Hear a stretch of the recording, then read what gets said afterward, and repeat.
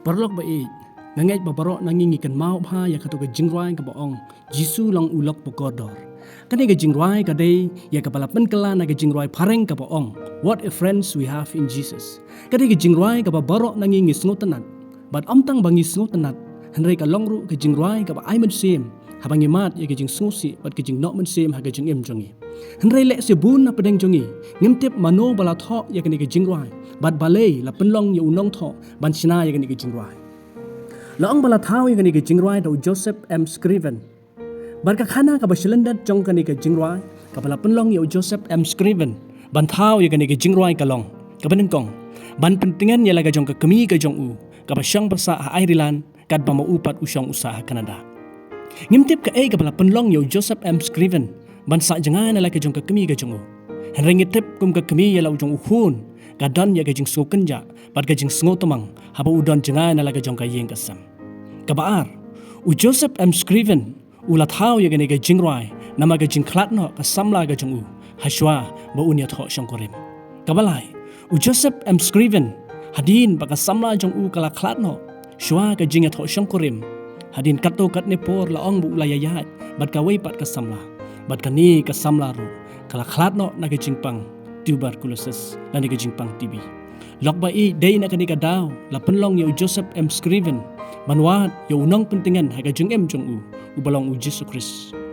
Paru Joseph M. Scriven haga bakum kata kapor ulat ho ya gani ka jingrai Jesu long ulok pokodor.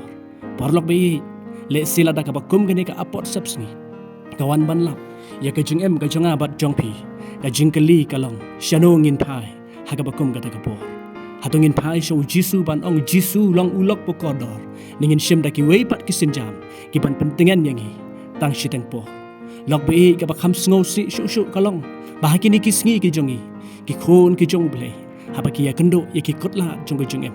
Haga jaka bakin pai shu ble. Ki shim pen banda ki weipat kilat. Kanang ban pen klet no ya ki jing sngo si jong ki. La kalong da ka kiat. Ni da utelai pasi. Ki khon isel haba ki mat ya ki kotla haga jong em jong ki. Harut jong ka doria basa. Shano kin petri ban lak na ki jing.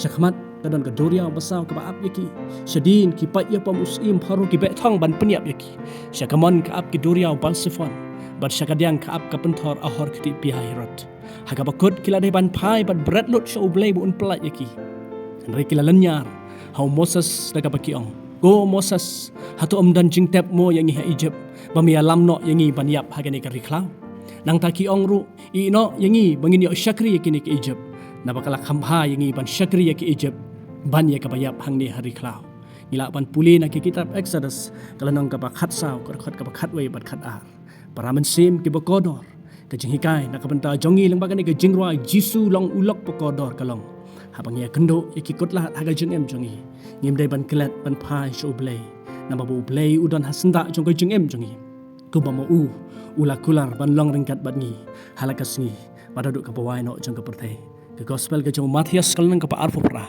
ka dekat ka pa arpo u Jisu ulok bahajan jongi lah gono gono ka jinglong ka bangimat ha ka jing em jongi u Jisu ulong ulok uban pentingan yangi habangi dan ha ka jing khuslai jo ka jing em to bleun kurkhu yangi nak benta ka buram ka jong u amen.